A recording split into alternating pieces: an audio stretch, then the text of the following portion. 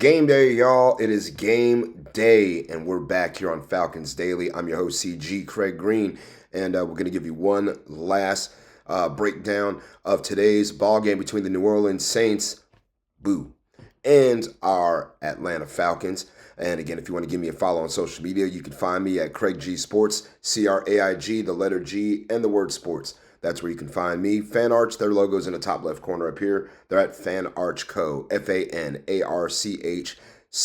That's where you can find Fan Arch. Folks, we have some roster moves, and it's a little bit of a bittersweet roster move that we had to make. As you can see on the screen, Billy Bowman suffered an Achilles injury. A lot of you probably know this already. Billy Bowman suffered an Achilles injury in the walkthrough on Friday, and he is out. He's on IR. They said it doesn't look good. I would not be surprised if he's on season-ending IR, has to have surgery to repair it. But he is out. So is Zach Harrison. Zach Harrison's going to have to get his knee not replaced, but he's going to have some work done on his knee, according to Raheem Morris. He said he used the word fixed. Was one word that he said to the press. So getting a knee fixed, that sounds like surgery as well. So unfortunately, we're not going to have Bowman out there today. We're not going to have Zach Harrison, but we will get Divine Diablo back. We will get Mike Hughes back. We will get D. Alford back. We can possibly also get back Matthew Bergeron and Leonard Floyd. Floyd is listed as questionable. Burge is also listed as questionable. He did log a full practice on Friday, so we'll see. But you know, it's a rivalry game. It's it's the rivalry game. To be honest with you, this game again, we talked about how they count for double and triple. This game, this is a gotta have it game. To be honest with you, you don't win today, your season is pretty much over when it comes to any playoff aspirations whatsoever. NFC South wild card. You lose today to New Orleans. You put an 8th loss on the board, a 6th in a row, and you can pretty much forget about it. We'll be talking a whole lot of draft in 2026, and the games will be non-consequential at that point. But today is the chance for these guys to rally around each other, to save the season. Hopefully we get the best out of Kirk Cousins as well, because we really, really are going to need it. And the way for the Falcons to win this ball game today, one thing we got to do, we have to possess the football. The last few games, it's been way too much of the other team keeping the ball away from us, extending drives by converting third downs, just killing the clock. I mean, Carolina did it to us last week.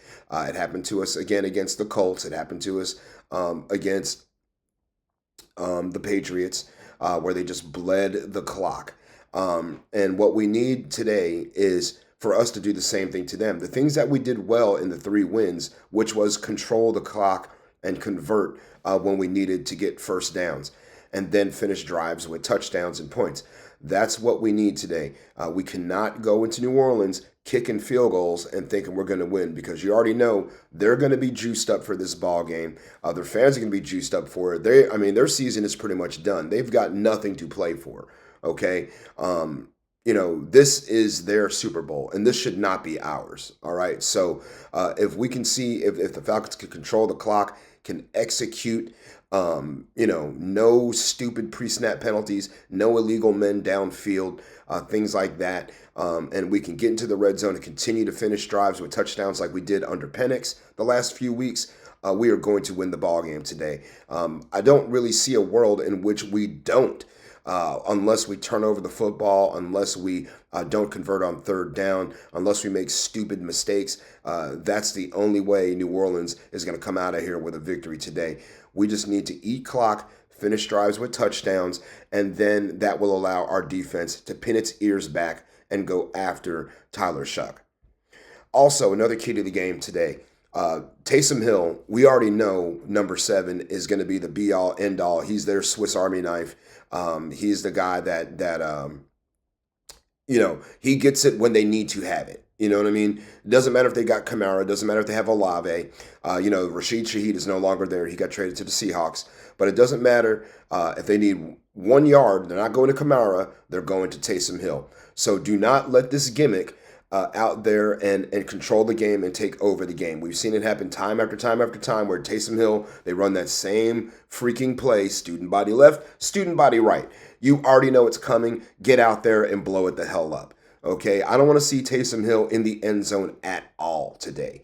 Not at all. I want to see him on his ass fumbling the football. That's what this game needs to be today. Do not let him be a factor. He's going to line up at running back. He's going to line up at wide receiver. He's going to line up at quarterback. You already know these things are coming. There's eons and eons of film of him doing this. Just win your assignment and blow the play up in the backfield. There's be absolutely no way that we get lost and forget about number 7 on New Orleans on the field. If he's on the field, he's probably getting the football. That is, it's pretty much a known fact. If you watch film or if you watch any of the reviews of the Saints, how often is it that Taysom Hill's on the field and not getting the football? I would say it's pretty rare. So we have to control him. We have to neutralize him. And if we can do that, if we can control the clock, don't let Taysom Hill get out there and do what he do, I'm telling you, we're going to beat the crap out of the New Orleans Saints today. All right, let's go to some of our comments. And, we were looking at some of these here and got a little bit of some feedback, some of our folks from Friday's video. Let's start here. We'll start with Jeff Holton, 1225. If our O-line could give Kirk some time, he might be successful. Even with second-tier receivers, our defense should be pretty good. I don't see how we don't win this game. Let's don't Falcons this game up. Great job, CG. You are correct. Yes, and thank you, Jeff. Yeah, we cannot Falcon this game, which, we Falconed the last few weeks, whereas we had a lead in the fourth quarter, and here comes the defense giving it up. Something silly happens. Something crazy happens. I just had a weird feeling last week when I saw Bryce Young point to the sky before he threw the touchdown pass. I'm just like, oh, Lord, please. And then, of course, he throws the damn touchdown pass to put Carolina back in front in the fourth quarter. It just was, it was nauseating. But no, I agree with you, Jeff. We do need to give Kirk time to throw the ball. He's not going to really run much, if at all. This needs to be an Algier and Robinson dominated game. We need Kyle Pitts today. We really need him. We need Darnell Mooney. We need guys like that. Dylan Drummond is a standard elevation. This is his third elevation. So pretty much they're gonna have to put him on the 53-man roster after this going forward, or keep him on the practice squad. So I would love to see a Dylan Drummond sighting where he catches a pass or two. But guys like on the bottom half of the wide receiver tier, Sills, Drummond, Kadero Hodge, these guys, we need them to catch passes. They need to be productive today. Not just, blocking, yes, but putting the football in your hands, catching it, squeezing it, getting down on the ground, completing the process of a catch. We need all these things today against New Orleans.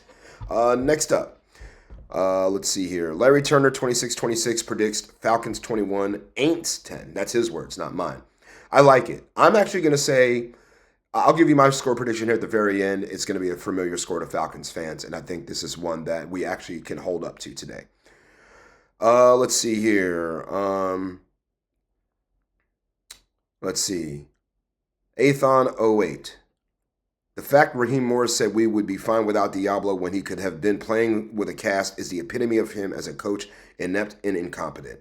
Well, here's the thing about playing with a cast on. If he tries to make a tackle, he could re-break that arm again.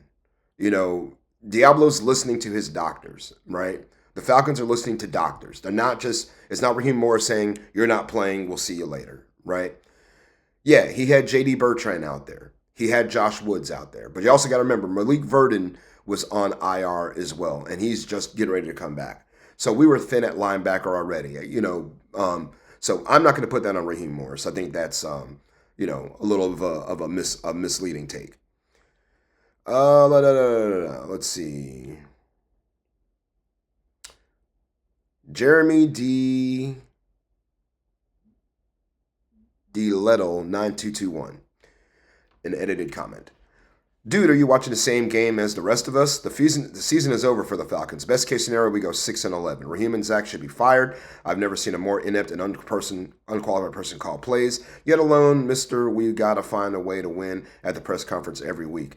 I admire your optimism, but this team is cooked. Well, let's break down your comments here. Okay. Raheem and Zach should be fired. Okay, so is it Zach Robinson's fault that the defense is giving up game-winning touchdowns in the fourth quarter? Is it Zach Robinson's fault that Young Wei Koo missed a kick against the Tampa Bay Buccaneers? Is it Zach Robinson's fault that Parker Romo missed a game-tying extra point against the Patriots? Is it Zach Robinson's fault that the defense allowed Jonathan Taylor to go for 280 yards rushing, and also the touchdown that put them ahead in the fourth quarter when we had the lead after Zach Robinson's offense put us in front in the fourth quarter with 1:45 to go?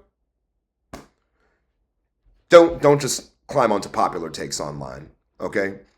It's not. Yeah, Raheem Morris is going to end up having to eat it if we continue to have unsuccessful games and all that stuff. But Zach Robinson is the least of the worries of this team. If you're putting it all on him, you're really not watching the execution of the players. Is it Zach Robinson's fault that Ryan Newsel committed was ineligible downfield that killed our drive against the Panthers last week? Is it Zach Robinson's fault that we gave up the game that Tedoroa McMillan scored 2 touchdowns and we gave up 448 yards to Bryce Young? Let's have some perspective here. It's very easy to look at the offense and the head coach and say that they're not doing their job because we're not scoring a jillion points. Okay? Let's stop comparing University of Georgia football with Atlanta Falcons football. Okay? It's not the same. I appreciate your take and appreciate your passion, but that ain't it, sir. Your take is your take. It's your opinion, but my opinion is that your opinion's wrong. Let's see. One more. Lovely Robot Figurine -IR5PU. Penix's inability to execute an NFL offense and overthrowing and missing 50% of his receivers and giving up 30 to 40 on defense is the big problem. The receivers are wide open every play, so if they can catch the ball, we will be fine, but it's too late to make the playoffs unless Kirk has some kind of record-breaking run. Our defense is just as bad to win 7 games in a row. Well, you'd have to be watching a lot of film to understand that he's missing 50% of his receivers and giving up, saying that he can't execute an NFL offense. Because if he couldn't execute an NFL offense, we wouldn't have beat the Buffalo Bills, the Washington Commanders, or the Minnesota Vikings with him. So how did we do those things? If he couldn't execute an NFL offense, he wouldn't have had us in position to beat the Colts. He wouldn't have had us in position to beat the Patriots. Wouldn't have had us in position to beat the Panthers. I think it's just passionate, misguided, uninformed takes that we're seeing here. And I hate to call y'all out on that, but it gets old reading these sometimes because, every year when the Falcons are struggling, all I hear is the offensive coordinator needs to be fired. The head coach needs to be fired. It's just a fire sale, blah, blah, blah, blah, blah. We're just whining and crying because the Falcons aren't where we want them to be. It sucks. I hate to see us with a 5-game losing streak. I had this team going 13-4 myself. I didn't see a world where we could be this bad, especially with the roster we had coming in. But things happen. It's the NFL. Every other team gets paid to play. They're not coming in to lay down for the Falcons. It's, not at all. I mean, that's just what it is. And today, the New Orleans Saints, guess what? They've got NFL players on their team, too. They've still got Cameron Jordan. They've still got Demario Davis. They still have Alvin freaking Kamara, okay? They still have some guys on that team who are prideful and want to win. So if we lose the game, yes, it's an indication that we are a bad football team. I will admit that. We're a bad football team if we can lose that game. And our season will most likely be over. I'm not going to tell you that Raheem Morris deserves to be fired because, again, the preparation, when you watch these games and see where we are in the fourth quarter in positions to win, does that really tell you that the head coach is inept? Does that tell you that the quarterback's inept? Does that tell you that the offensive coordinator doesn't know what he's doing?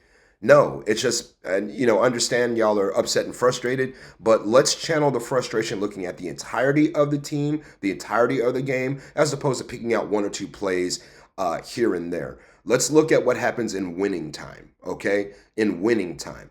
And what I've seen in winning time is the defense has given it up for the Falcons at least 3 times this season and put the offense behind the 8 ball to where we need to come out and score again in the fourth quarter. And it shouldn't be that way. We should be able to go out there. We needed 4 downs. We put our defense on the field to get 4 downs to stop Carolina, and they couldn't do it. How is that on Zach Robinson? How is that on Raheem Morris? Nobody at all is mentioning Jeff Ulbrich, okay? You know what I mean? Like we made Bryce Young look like the MVP of the league last week, but yet everybody wants to talk about Zach Robinson. Just stop, okay? Stop. Um, Now, if you're not sure, you can watch the game on Fox this afternoon. It's at 4:25. It is not the national game. Dallas and Philadelphia has that distinction, so you're going to need to be in the Falcons or Saints viewing area to see it. 506 Sports Online is a good tool you can use to see where the game is being aired and who's going to be our play-by-play broadcasters on the Fox feed. If you're out of the Georgia area like I am, NFL Sunday Ticket is how we'll be watching the game here in the other parts of the South. If you live in Atlanta, 92.9 The Game, you can put the radio on and hear the Falcons Radio Network, Wes Durham and Dave Archer in your car or even on the Odyssey app if you're in Atlanta. SiriusXM Channel 381 will carry the Atlanta Falcons Radio Network for everyone else. And if you favor the Spanish broadcast, La Mejor in ATL will get you straight there, Falcons Radio Network in Espanol. All right, my prediction for the game today is going to be Falcons 28, Saints 3. We'll see you tomorrow, and we'll chop it up, win, lose, or draw. I'll see you then. I'm CG, sayonara, and buenos noches.